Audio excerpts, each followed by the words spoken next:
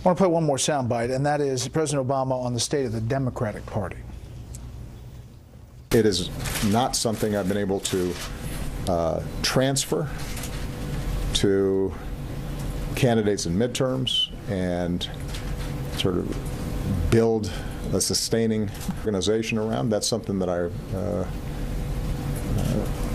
would have liked to have done more of, but it's kind of hard to do when you're also dealing with a whole bunch of issues here in the White House. So AB, shortened, I could do it, but I couldn't give it to anybody else. Yeah, I was really struck by President Obama's comments today, not only on what he did for the country and the world. Everything is great. And it made me think of when Trump leaves office in his last press conference, because everything will be great. He basically said he could prove it to the American people. Everything is better. That's what Obama said. To the Democrats, he didn't really take any blame. There has been this evolution, Matt, about how he perceives this election and why it happened. I mean, he says that by every measure, our country is stronger, more prosperous, more respected today around the world.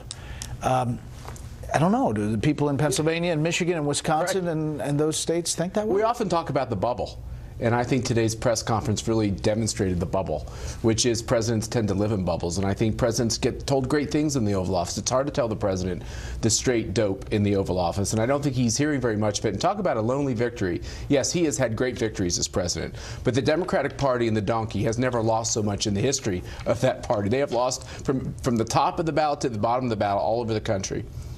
Two-thirds state legislatures, the Senate, the House, 34 governors? Outside of Washington, and soon inside of Washington, but outside of Washington, the Democratic Party will be weaker than it has been since the 1920s, or arguably since Reconstruction in the 1870s.